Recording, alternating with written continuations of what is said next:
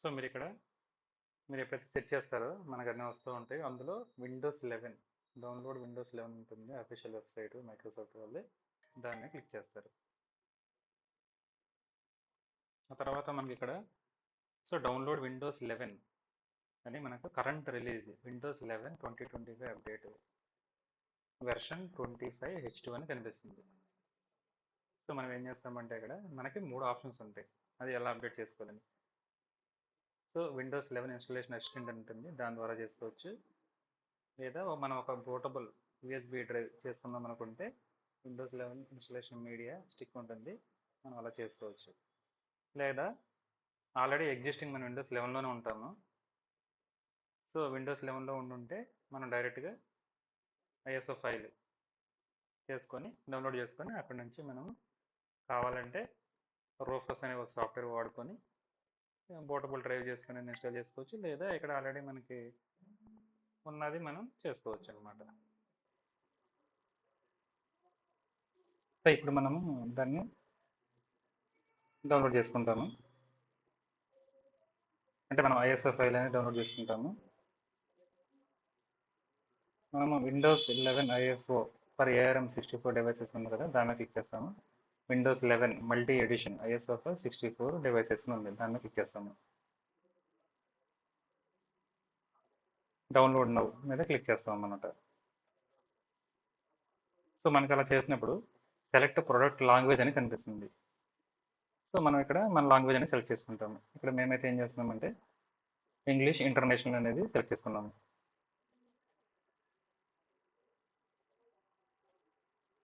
Confirm ఇస్తాము.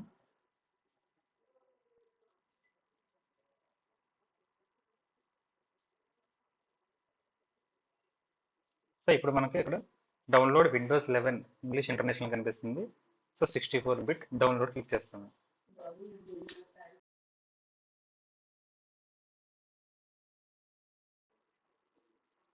So మనకి ఇది డౌన్లోడ్ అనేది స్టార్ట్ అవుతుంది. ఇది వచ్చేసి మనకి 7.2 GB ఉంటుంది అనమాట.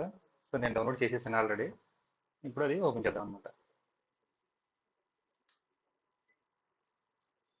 సో మనం ఇప్పుడు ఇంతకుముందు డౌన్లోడ్ చేసుకున్న దాన్ని అక్కడ విండోస్ 11 ఐఎస్ఓ ఫైల్ ఉంది. సో దాని మీద మనం డబుల్ క్లిక్ అనేది చేయొచ్చు, లేదా అక్కడ మౌంట్ అని ఉంటుంది, మౌంట్ మీద క్లిక్ చేసినా మనకి ఓపెన్ అవుతుంది. సో అది ఓపెన్ చేసిన తర్వాత మనకి ఇంటర్నల్గా ఇక్కడ సెటప్ ఫైల్ అన్నీ కనిపిస్తూ ఉంటాయి. సో సెటప్ ఫైల్ మీద డబుల్ క్లిక్ చేస్తాం. నెక్స్ట్ మనం ఇప్పుడు సెటప్ ఫైల్ మీద డబుల్ క్లిక్ చేస్తాము, ఓపెన్ అవుతుంది. ఇక్కడ నుంచి మన ఇన్స్టాలేషన్ అనేది స్టార్ట్ అవుతుంది.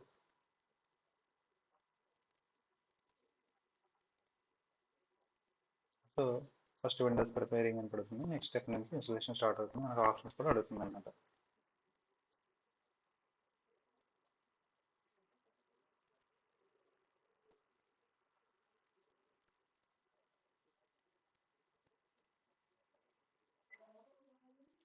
సో మనకి ఇక్కడ కనిపిస్తూ ఉంటుంది, మీరు ఏవైతే అప్డేట్స్ ఇన్స్టాల్ ఒకటే టైం అయిపోయేటప్పుడు, ఇది ఇన్స్టాలేషన్ అయ్యేటప్పుడు అప్డేట్స్ చేయాలా లేదా తర్వాత చేయాలని మనం సెలెక్ట్ చేసుకుంటాం ముందుగానే.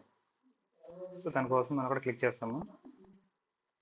సో నేనైతే ప్రస్తుతానికి బాబు అప్డేట్స్ వద్దని చెప్తున్నాను. సో నాట్ రైట్ నౌ అని క్లిక్ చేస్తున్నాను. నెక్స్ట్. సో ఇప్పుడు మనకి ఇన్స్టాలేషన్ ప్రాసెస్ స్టార్ట్ అవుతుంది. ఇక్కడ మనకి మళ్ళీ కొన్ని ఆప్షన్స్ అనేవి అడుగుతుంది, అదైతే చూద్దాం. అది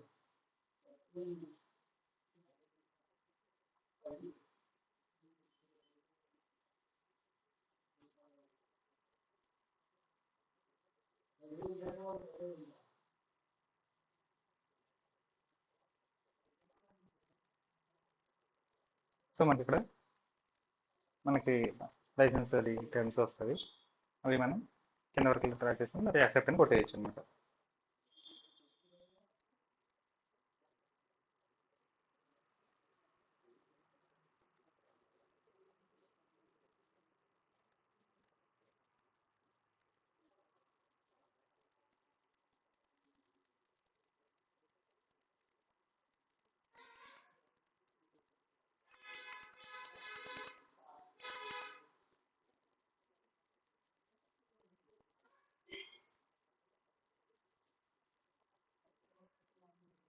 సో మన ఇక్కడ రెడీ టు ఇన్స్టాల్ వచ్చింది. ఇక్కడ మనము ఇది చాలా జాగ్రత్తగా చేసే స్టెప్ అన్నమాట. ఇక్కడ మనం చూస్ చేసుకునే దాన్ని బట్టి మన డేటా ఉండాలా పోవాలనేది అక్కడ డిసైడ్ అవుతుంది. అంటే ఇక్కడ మనము మన ఫైల్స్ అనేవి ఉండాలా లేకపోతే చక్కగా క్లీన్ ఇన్స్టాలేషన్ చేసుకోవాలని మనము ఇక్కడ సెలెక్ట్ చేసుకుంటూ ఉంటాము. సో దానికోసం మనం చూద్దామనే ఉద్దేశంతో అక్కడ మీకు బ్లూ కలర్ ఉంది కదా చేంజ్ అని దాని మీద క్లిక్ చేసాను. సో క్లిక్ చేస్తే మనకి ఏమో వస్తాయి, 3 ఆప్షన్స్ చూపిస్తాయి అక్కడ. Keep personal files and apps అంటే మనం ఏవైతే సాఫ్ట్వేర్ అని ఇన్స్టాల్ చేసుకున్నామో అవి, అలాగే ఏవైతే ఫైల్స్ ఉండాలో ఆ ఫైల్స్ అన్నీ కూడా ఉండాలా వద్దా.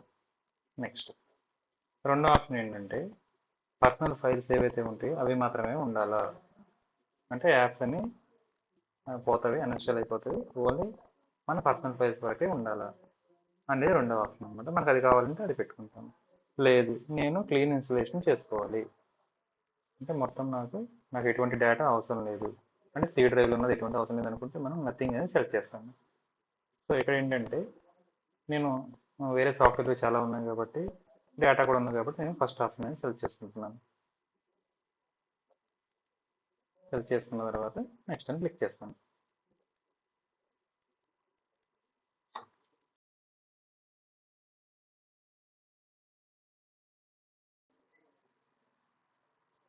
సో మనకి ఇక్కడ సిస్టమ్ ర్యామ్ని బట్టి దాని ప్రాసెస్ని బట్టి మనకి టైం తీసుకుంటుంది. సో అది ఎలా వస్తుందో చూద్దాం ఇప్పుడు.